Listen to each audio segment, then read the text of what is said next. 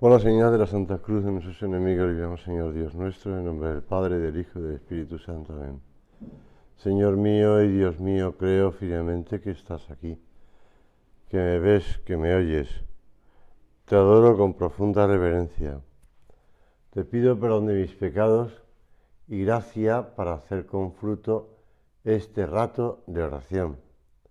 Madre mía Inmaculada, San José, mi Padre y Señor, Ángel de mi guarda, interceded por mí.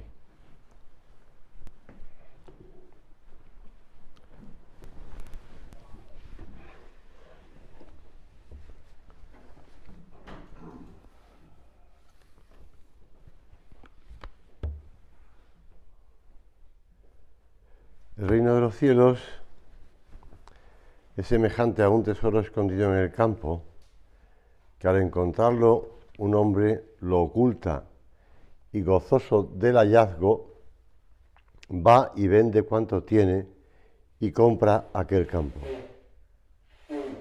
También es semejante a un comerciante que busca perlas finas y cuando encuentra una perla de gran valor va y vende todo cuanto tiene y la compra.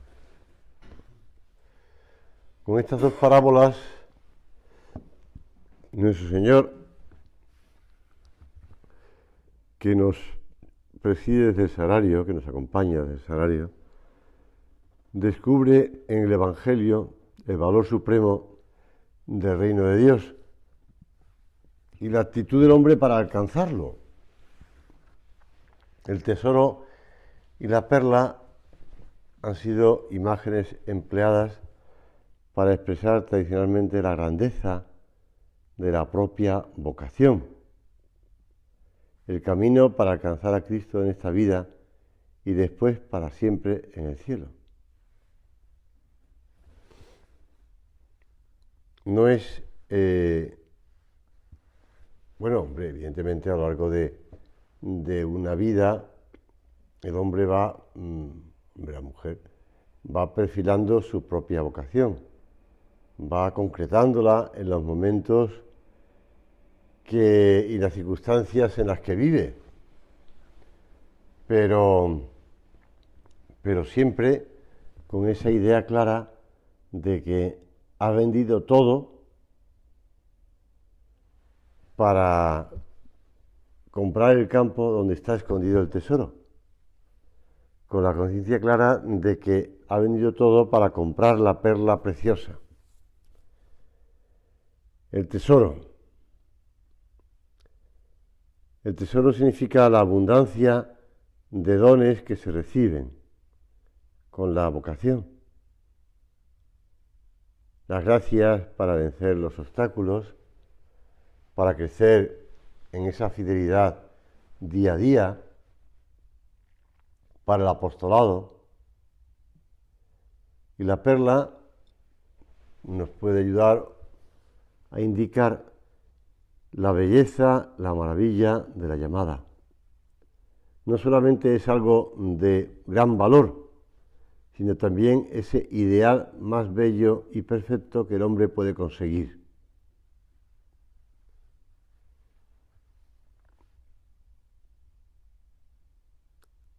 En esta parábola hay hay una diferencia entre el tesoro, digamos, y la perla, ¿verdad? El hallazgo de la perla supone una búsqueda esforzada, porque ese mercader de perlas está buscando una perla concreta, una perla de gran valor. Tiene otras, ha tenido otras perlas, otras cosas que estaban en su poder, pero las ha vendido todas para comprar la gran perla. Y el tesoro, por el contrario, se presenta de improviso. Uno es una búsqueda y el otro es de improviso. Y así puede pasar con Jesús y su llamada a la santidad. Muchos pueden haber encontrado la vocación casi sin buscarla.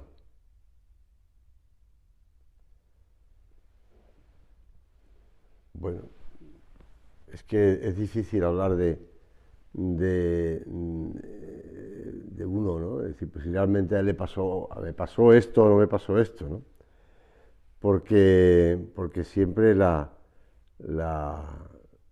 exactitud es difícil en un caso en otro, ¿no? Siempre hay una mezcla de uno y otro, pero bueno. En cambio, el tesoro que de pronto le deslumbra a otras personas, ¿no? Que sin buscarlo ahí se encuentra el tesoro, en ese campo, en ese campo. Y en cambio, en otras personas,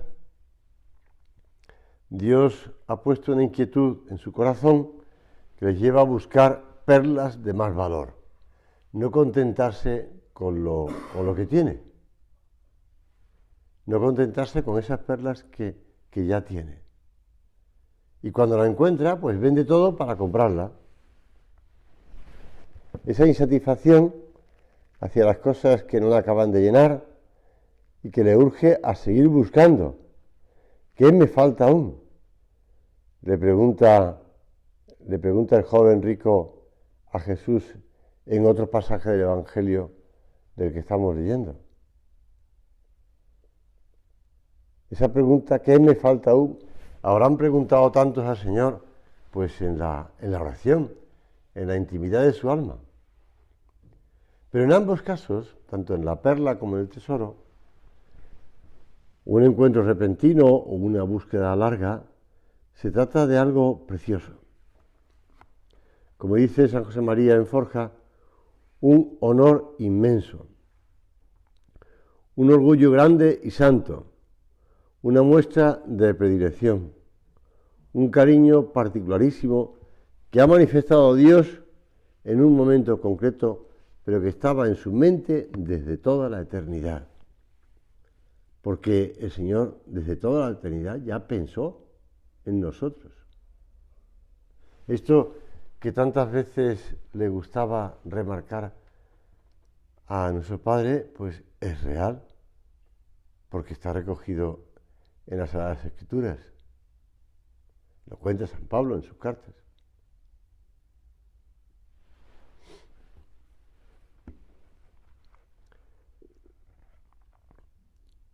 Bernard Shaw retrata con una cierta ironía en una de sus obras lo siguiente. Aparecen en escena varios personajes. Un camarero llamado Williams, que sabe muy bien de su oficio y que está atendiendo a una pareja de jóvenes a la que acompaña un abogado también joven. Y entonces el camarero pues lo está haciendo con gran finura, con gran delicadeza, con gran atención, vamos, con gran profesionalidad. Y dentro de la conversación la chica averigua que el abogado es hijo del camarero que está sirviéndoles. Y entonces le dice al camarero, oiga, William, ¿por qué no lo ha dicho? Y entonces el servicial y atento y profesional camarero, algo un poco avergonzado, se limita a contestar, es que ha tenido que ser abogado porque no servía para camarero. Realmente, ya digo que es una anécdota que recoge además José Antonio García Prieto en uno de sus libros, titulado, o folleto, Comprometerse en la vocación. Lo importante no es el camino al que el Señor nos llama, entiéndeme, ¿no?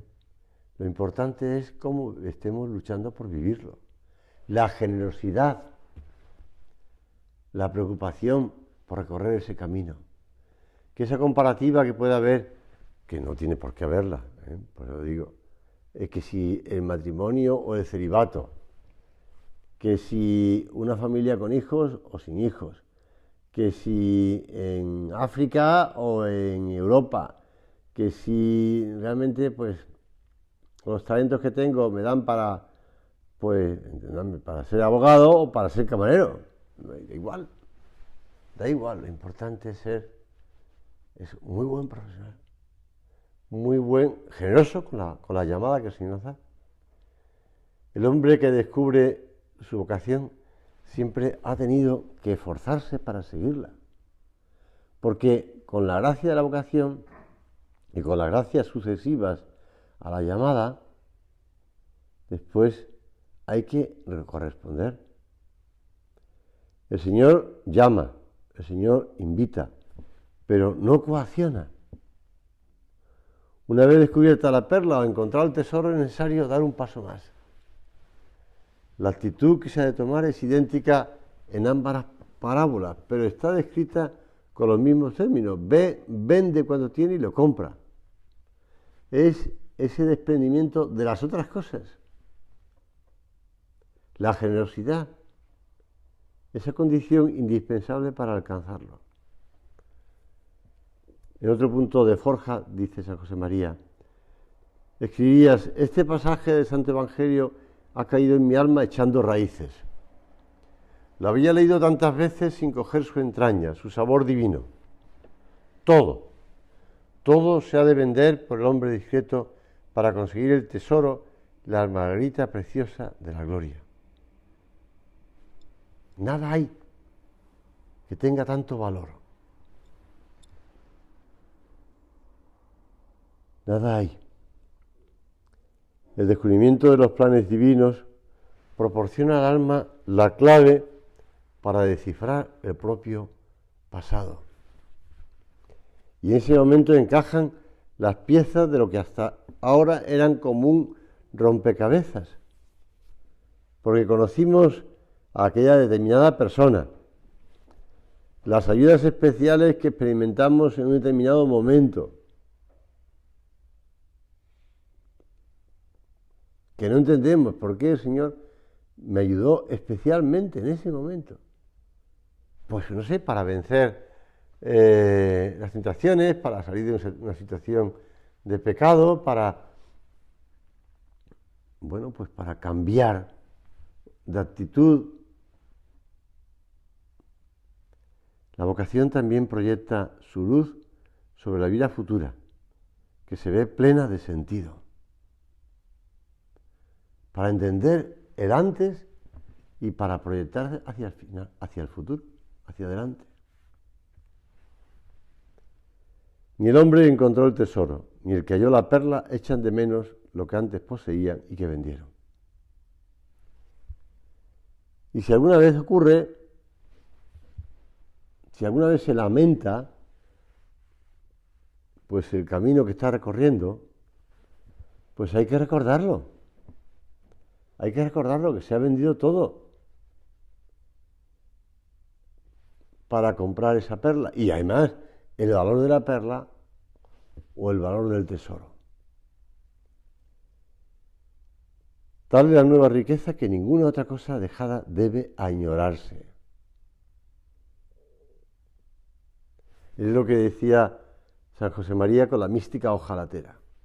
Ojalá no hubiera casado, ojalá me hubiera casado, ojalá me hubiera casado con esta, con otra, ojalá hubiera escogido este camino y no este otro. La mística ojalatera. Ya la ojalata creo que está poco presente en la vida del hombre moderno, ¿no? Pero me sorprendió cuando estuve en el Líbano ya hace 3 años, ¿no? 3 años, cuando pasamos por el Valle de la Beká y veíamos pues asentamientos de sirios que habían salido de su país por la pobreza y por la necesidad, y se habían asentado allí y estaban, pues eso, eran casas que ya hacía tiempo que no recordaba yo, casas con chapas de hojalata, y de cartón y madera, y con plásticos cubriendo para las lluvias. Pues esas casuchas o esos asentamientos eran una cosa nada distinto, porque en otro momento vimos pastores de estos que van emigrando, o beduinos, si quieres, y estos tenían tiendas, pero los sirios lo que tenían eran esas casas de hojalata, ¿no? Por la mística ojalatera, una expresión muy acertada de San José María. Lo mismo sucede a aquel que se desprende de todo por amor a Cristo. ¿Debe añorar algo? Nada. Lo deja todo y lo halla todo. Su vida, en apariencia la misma, es bien distinta.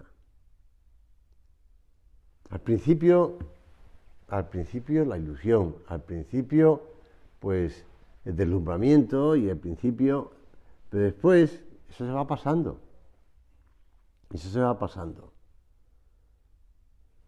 Y vienen pues las dificultades, y vienen las contrariedades. Y el Señor subraya en la parábola el gozo con que vende sus posesiones. Cabe pensar que serían cosas a las que se tendrían aprecio, ¿verdad? Las otras eran también perlas.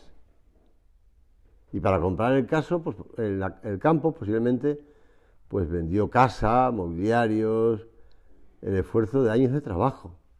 Pero lo vende todo sin regateos, sin pensarlo demasiado, con alegría. Lo vende todo porque sabe bien el tesoro que ha encontrado. Y ante esto todo lo demás carece de importancia.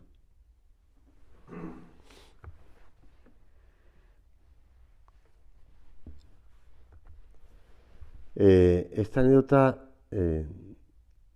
la relata este hombre Martín Descalzo, ¿no? Yo creo que es José Luis Martín Descalzo. Pero bueno, la realidad es que se trata de un grupo de religiosas, además religiosas de clausura andaluzas. Eran 55, provenían de muy distintas órdenes religiosas. Coincidían en ser todas monjas contemplativas, de clausura, y en tener en los ojos esa alegría que solo ellas poseen. Y ahora estaban allí en el puerto de Santa María para asistir a un cursillo sobre la Biblia en la vida contemplativa. La mayoría de ellas no habían pisado la calle desde hacía 15, 20, 25 años. Y algún caso, como el de Sor Encarnación, o la hermana Encarnación, desde hacía la friolera de 45 años. Nacida en un pueblecillo sevillano, había entrado en el convento de su aldea con 14 años. Jamás había llegado a conocer la capital de su provincia. Nunca había visto el mar, y estaba en el puerto de Santa María. Y ahora el mar estaba allí aguardándola detrás de la ventana. Un mar infinito que puso un nudo de sorpresa. Bueno, tampoco es infinito porque realmente es la bahía de Cádiz, que tiene sus límites, ¿no? Un mar infinito que puso un nudo de sorpresa en la garganta de la hermana Encarnación y que no la dejó respirar algunos segundos. Pero luego regresó la sonrisa. Salió a la playa, se quitó sus sandalias, dejó que la arena caliente entrara en contacto con su cuerpo y permitió que la luz multiplicada por las olas abrazara su rostro. Es un poeta, Martín Descalzo. Penetrara por sus ojos hasta los últimos rincones de su sangre. Estaba como en éxtasis, inmóvil. Tanto que el sacerdote encargado de dirigir el cursillo comenzó a preocuparse. ¿Qué tentación se estaba adueñando del alma de la hermana Encarnación? Estaba quizá descubriendo cuántas cosas había perdido para buscar a Dios. Se preguntaba tal vez a sí misma por qué le habían escamoteado tanta belleza hasta este momento. El demonio de la otra felicidad, de la felicidad pagana, estaba insinuándose en el alma de la hermana. Preocupado, el sacerdote se acercó y le preguntó: ¿le gusta, hermana? Vio cómo ella volvía hacia él los ojos, aquella vieja religiosa, sonreía con toda la niña que aún conservaba dentro y dijo: sí, es muy hermoso, es como el gregoriano, aunque mucho menos profundo. Donde esté nuestro órgano de la Iglesia, y cuenta Martín Descalzo cómo la monja pues volvió a su convento muy contenta de donde volvía. y tratando de explicar a las otras monjas que estaban en el convento, les hablaba del mar, pero no era capaz de describirlo. Y las monjas que estaban en el convento le dijeron, bueno, ¿qué prisa tenemos en saber cómo es? Si es tan bonito como dices, en el cielo habrá mares o no. Bueno, esto lo cuenta Martín Descalzo por un mundo mejor. Por un mundo mejor. Por el reino de los cielos. Dios pasa por la vida de cada persona en unas circunstancias bien determinadas. Hay una edad concreta, en situaciones distintas, y exige de acuerdo con esas condiciones que Él mismo ha previsto desde la eternidad. Jesús pasa y llama. A unos a la primera hora, cuando aún tienen pocos años, y les pide sus ambiciones, las esperanzas y proyectos de un futuro que a esa edad parece lleno de promesas. A otros en la madurez de la vida o en su declinar. Recuerdo la alegría de San José María, yo creo que lo contaba en Pozalbero, en ese viaje que hizo, en ese, pues, pasar por la península ibérica, ¿no? por España y Portugal, que hablaba de un sacerdote ya de 70 y tantos años, que había descubierto pues la llamada del Opus Dei, y que su propia familia decía que había rejuvenecido, que ahora no paraba de ir a confesar, de ir a tal, pues no paraba. A muchos, la mayoría del Señor los encontrará en su trabajo, hombres y mujeres corrientes en medio del mundo, y querrá que sigan siendo fieles corrientes para que santifiquen ese mundo en cuyas entrañas se encuentran. Se han abierto los caminos divinos de la tierra. Con qué alegría nuestro Padre hablaba y le decía a ese matrimonio, a esa mujer, a ese marido: tenéis vocación, Dios os ha llamado a la santidad en vuestro matrimonio. A otros los encuentra pues el Señor, ya digo, en unas circunstancias distintas, y les llama a celibato. A cada uno el Señor llama con una vocación única.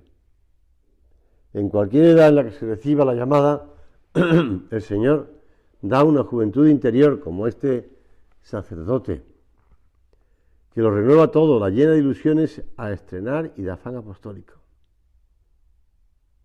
Dice el Señor en el Apocalipsis: yo puedo renovarlo todo. Ecce nova faccio ogni. Lo hago todo nuevo. Acabar con la rutina de la vida, enseñar a mirar más lejos y más arriba. Y nos podemos preguntar, ¿cuál es la edad oportuna para llamar? Pues la que llama el Señor. La que llama el Señor, aquella en la que el Señor llama. Lo importante es responder con generosidad, sin confiar en que habrá otra oportunidad, que tal vez no llegue nunca, sin suponer tampoco que ya se ha pasado el tiempo de las decisiones llenas de audacia y de valentía, que ya es demasiado tarde o demasiado pronto.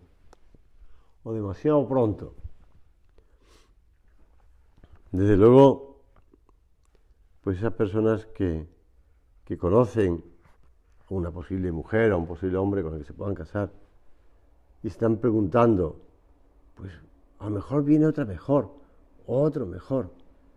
Voy a dejar pasar esta, aunque sea alguien que le maraville, pues voy a otra mejor. Pues a lo mejor, pues sí, pero no viene. O mira para atrás y dices: ojalá no hubiera sido esta, ojalá hubiera sido otra. Ojalá hubiera sabido que hubiera pasado esto, que hubiera pasado esta cosa. Ojalá, pues, si hubiera sabido que iba a tener esta enfermedad o que iba a tener esta situación profesional, pues a lo mejor, porque me impide a lo mejor desarrollarme en esta profesión, es semejante el reino de los cielos a un comerciante que anda en busca de perlas finas. Y hallando una muy gran, preciosa, vende cuanto tiene y la compra. Y dice San Gregorio Magno: en comparación de aquella nada tiene valor, y el alma abandona todo cuanto había adquirido. Derrama todo cuanto había congregado y considera deforme todo lo que le parecía bello en la tierra, porque sólo brilla en el alma el resplandor de aquella perla preciosa. El resplandor de aquella perla preciosa. A lo mejor alguna vez me habéis oído contar esta anécdota, que yo creo que esta la encontré o la recogí en México, pero no, tengo mis dudas. Se trata de un muchacho joven que decide visitar a un hombre o ermitaño, un hombre con fama de santidad, para hablarle de sus afanes, de sus ilusiones, de su posible vocación. Recibió sus consejos y quedaron en verse más adelante. Cuando volvió por segunda vez, aquel hombre con fama de santidad le contó que había tenido un sueño. Soñó que se moría y que al llegar al cielo le dicen que pida lo que quiera, que se lo van a conceder. Sorprendido dice que tiene una gran curiosidad por conocer al ángel que confortó a Jesús en la agonía del huerto de Getsemaní. Bueno, cumplieron el deseo y le presentaron al ángel. Y aquel hombre le preguntó al ángel: cuando Jesús estaba sudando sangre en el huerto de Getsemaní, ¿qué le dijiste? Porque él estaba viendo todo lo que iba a sufrir por nosotros los hombres. ¿Cómo le consolaste? Y aquel hombre santo, o fama de santidad, se interrumpió. Ya dejó al joven con la mitad del sueño. Bueno, ¿de verdad quieres saber qué me contestó el ángel? Claro. Y el hombre prosiguió: el ángel le habló a Jesús de ti y de mí, de tu generosidad y de la mía. Bueno, esto ya digo que se queda en anécdota o en narración apologética o cuento simpático, lo que tú quieras, pero que es verdad seguro, que es verdad seguro. El Señor nos tiene presente, nos tuvo muy presente en ese momento en el huerto de los olivos, y pensaría: no puedo fallarle, no puedo dejarle. Al contrario, tengo que desvivirme para que cuando él o ella tenga esas dificultades o esas tentaciones, cuando piense que no ha merecido la pena vender todo para comprar el campo y encontrar el tesoro, o para vender las perlas que ya tenía por la perla preciosa, que siga adelante, que merece la pena, que vale la pena, que vale la pena. Desvivirse para luchar, darlo todo, supone vivir la vida de un mundo nuevo, de un modo nuevo, cumpliendo mejor con esos deberes legítimos.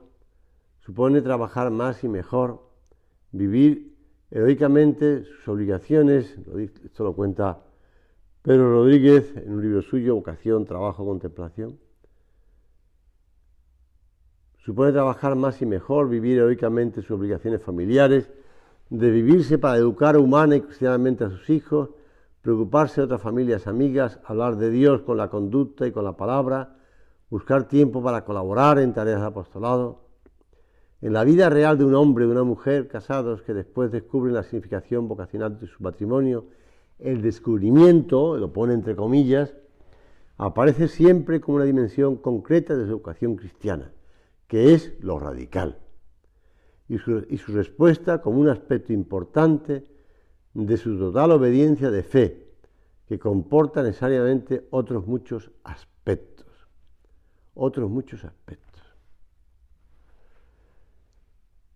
Terminamos la meditación acudiendo a San José, nuestro Padre y Señor.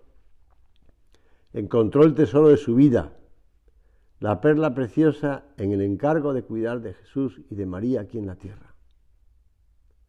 Le pedimos en nuestra oración que nos ayude a vivir siempre con esa plenitud y alegría lo que Dios quiere cada uno de nosotros. Y que entendamos en todo momento que nada vale la pena tanto como el cumplimiento de la propia vocación. Te doy gracias, Dios mío, por los buenos propósitos, afectos e inspiraciones que me has comunicado en esta meditación. Te pido ayuda para ponerlos por obra. Madre mía Inmaculada, San José, mi Padre y Señor, Ángel de mi guarda, interceded por mí.